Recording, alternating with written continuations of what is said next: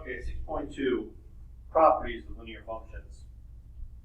So the first concept in this section is intercepts.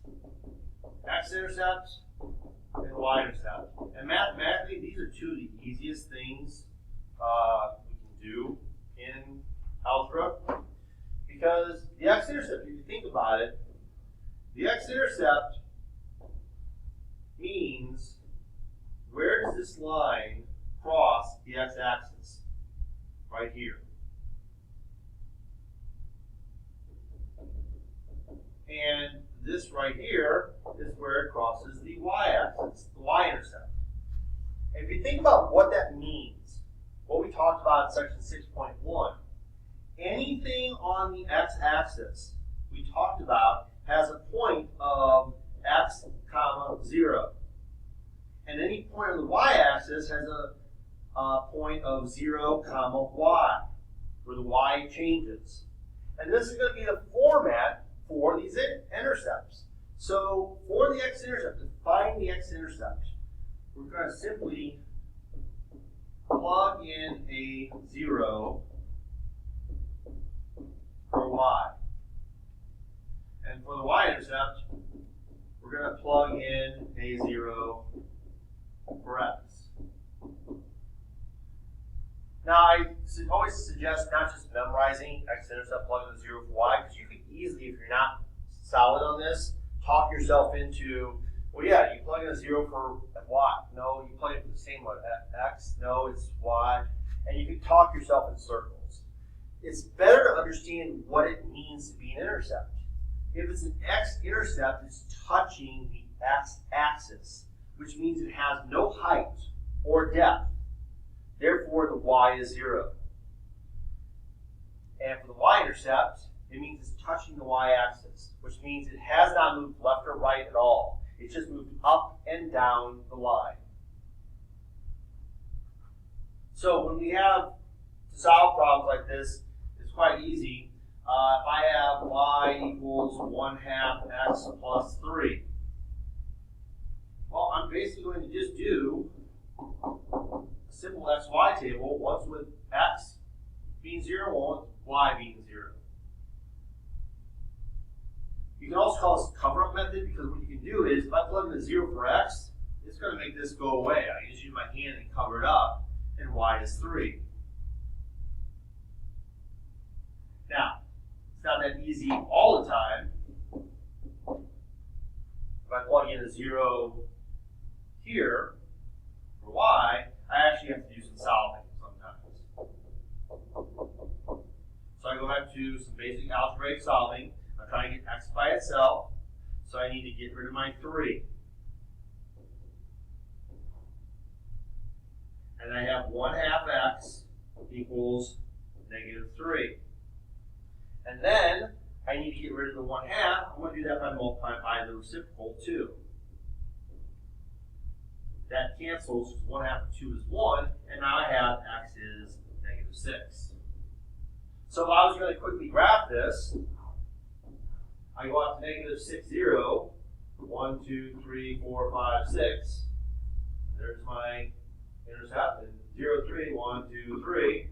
There's that, and now I have my line for that equation, 1/2 x plus 3.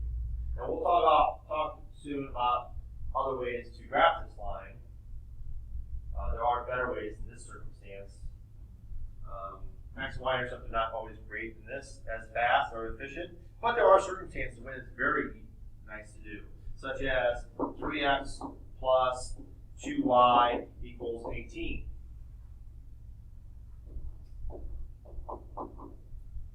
Well, if I do the cover-up method, if I plug in a 0 for x,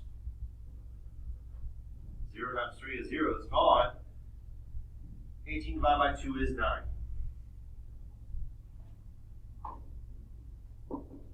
And if I put a 0 in for y, well, that is do 18 divided by 3 and get 6. And then I have 0, 9, 1, 2, 3, 4, 5, 6, 7, 8, 9. And 6, 0, 1, 2, 3, 4, 5, 6. and there's the graph of that line. Now, this equation here, 3x plus 2y equals 18, is what's called standard form. And standard form is when you have your x's and y's on one side and your number on the other. What's called the constant. Okay? But that's the idea of an x and y intercept. You have some real world problems. Let's say I have a graph in the real world, and this is time, and this is height. Okay? And I have a graph that has something like this. Okay? And what do those mean? What do those intercepts mean? Well, this is the time where maybe something fell and finally hit the ground.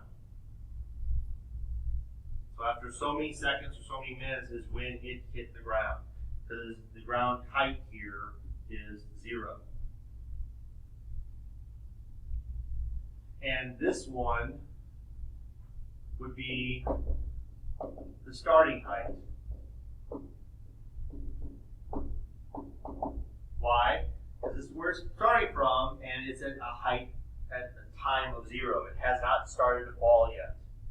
And this could apply to any type of problem, but you're going to have to analyze what it means in a real world problem. So that's how it kind of translates. Now, the other idea in this section is the idea of slope.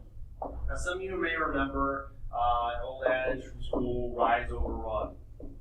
And that's a nice way to remember it, but it's not the best way, because the problem is it's not always going to rise. It can also fall. So really a truer one would be rise/fall over run.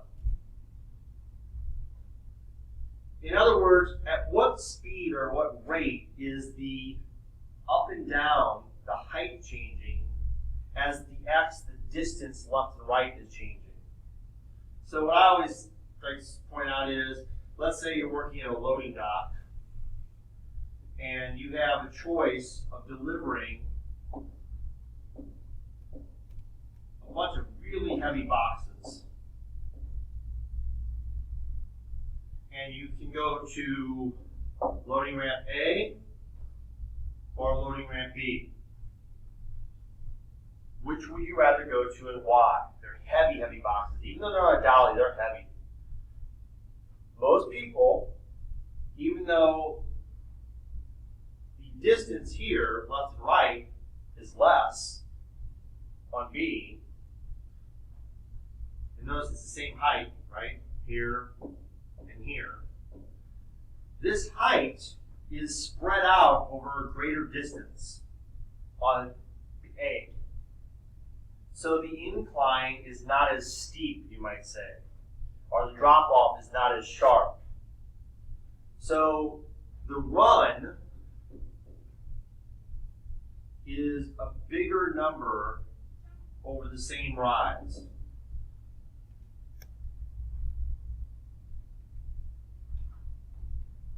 So the formula, M is the letter for slope, is y minus y over x minus x. Now, a lot of books you'll see, I can't remember if our book does it, most likely does, probably likes to say y2 minus y1 and x2 minus x1. I don't like to do that because I don't want to get hung up on an order. Because if I gave you the points 0, 3, and 4, 7, you might say this is point 1, this is point 2. What if I gave you them in a different order? I gave you 4, 7 first, and that was point 1. It doesn't matter. The important part to remember is x and y. And wherever you start, always go the same direction. I suggest you circle whatever one you're starting with, and put a star next to it. So that way when you do it, you remember to go in this order. Because what you don't want to do is go round robin and go here to here and here to here. So when I do this, I'm going to do my formula, y minus y, 3 minus 7, over, start at the same point, 0 minus 4. Well, 3 minus 7 is negative 4, and 0 minus 4 is also negative 4. Well, that's positive 1 for a few reasons. Anything divided by itself is 1. A negative divided by a negative is positive. So this has a slope of 1. What if I would have gone the other way? What if I wanted to do 7 minus 3? It's okay. I would just make sure I did 4 minus 0. And that would give me 4 over 4, which also equals 1. Now, the thing about slope is, the top number, another way of writing it, is delta y over delta x. That's Greek. Which means the change in y over the change in x. So this is the change in the up and down over the left and right. So if I have a slope of negative 2 over 5, that means I'm going to go down. Excuse me for the interruption. Sorry for that. Trying to catch it. This means down 2 and right 5. So wherever I'm starting from, whatever point on the graph I'm starting from, I'm starting right here, my next point would be down 2 and right 1, 2, 3, 4, 5. And sorry, that one rang early. And then I would go down 2 again, 1, 2, 1, 2, 3, 4, 5. And notice I'm on the same line. But that negative could also be written like this. 2 over negative 5. Which would mean up 2, but left 5. And that's okay, because watch. If I go up 2, 1, 2, and left 5, 1, 2, 3, 4, 5, look where I am. I'm still on the same line. Up 2, 1, 2, 1, 2, 3, 4, 5. I'm still on the same staircase, same set of steps. And that's how slope works. The top number tells you left and right, up and down. The bottom number tells you left and right. And back to 6-1, a left on top on the y means down. Negative on the top means down.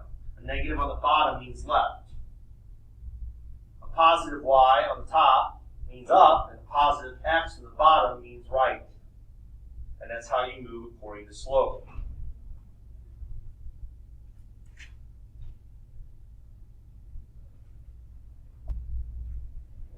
And you can be given the same type of problem, but more real world, where you might be given that height, like we had before, and that time.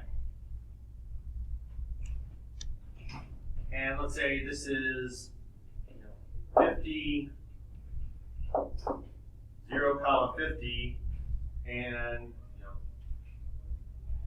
0 seconds, 50 feet high. And this is 60 seconds, 0 feet. So let's see, you have a real world problem like this. Well, still, all you're doing is looking at your numbers, 0, 50, and 60, 0. And what are you going to have? Well, pick either point and do your y minus y over x minus x. I'm going to go in the order they're in. 50 minus 0 over 0 minus 60. Remember, 50 minus 0, 0 minus 60. Y minus y over x minus x. Well, that's going to give me 50 over negative 60, or simply 5 over negative 6, or negative 5 over 6. Which is a negative slope, which makes sense because this drawing is a negative slope. And again, this would mean from any point of the slope, anywhere, you would go up 5, left 6, or down 5 and right 6. Now, just a quick reminder, there are 4 types of slopes we talked about so far: positive and negative. And here's a little hint. If I write my name on the line and it's going uphill, up is positive. If I write my name on the line and it's going downhill, down is negative. Now there's 2 other lines that are very confusing. Here and here. We've already talked about vertical lines and horizontal lines. Think back to 6-1. This is a y equals a number line, and this is x equals a number. But here's where it gets confusing. In real life, if I ask you right now, how many mermaids are sitting in your, wherever you are, you'd probably say 0. Or you might say none, or nunca, or nil, or nothing. Any battery of words in the English language that mean, or any other language that means none, nothing, 0. They all kind of mean the same. But in math, nothing and 0 are 2 very different things. On this first one, the horizontal line, y equals a number, the slope of this line is 0. And let's see why. Think about it. If it's always y is the same number, I'm going to have something like this: 3, 5, and 1, 5. Well, let's do our slope. Y minus y over x minus x. 0 over 2. Which if you plug in your calculator, you will get 0. So what I try to remind people is, if you're on a treadmill and it's just flat, what's the incline set to? 0. Now this one, the last one, the vertical line, think about it this way. This would be something like 3, 4, and 3, 8. Well, m is 4 minus 8 over 3 minus 3. Which is negative 4 over 0, which some people might go, oh, that's 0 also. No, plug it in your calculator. See what happens. Your calculator will say error, or cannot do, or something like that. That's because it is impossible in math to divide by nothing. If I have a bunch of candy, I can divide it up 5 ways, 10 ways, 20 ways. I can divide it up 1 way and keep it all myself. But I cannot divide it 0 ways. The candy has to go somewhere. I can't just make it disappear. So you cannot physically divide by a 0. That's why this is no slope, or the empty set. What I try to tell people to help them remember is, think about if this was a ski slope. Can you ski down this? No. All you can do is fall. There's no skiing because there's no slope. No slope means no skiing. All you can do is fall. Can you ski on this right here? Of course you can. Cross-country skiing. Maybe not that exciting, just going across on a flat surface, but you can ski it. It might be 0 fun or 0 excitement, but you can do it. On the vertical line, you cannot.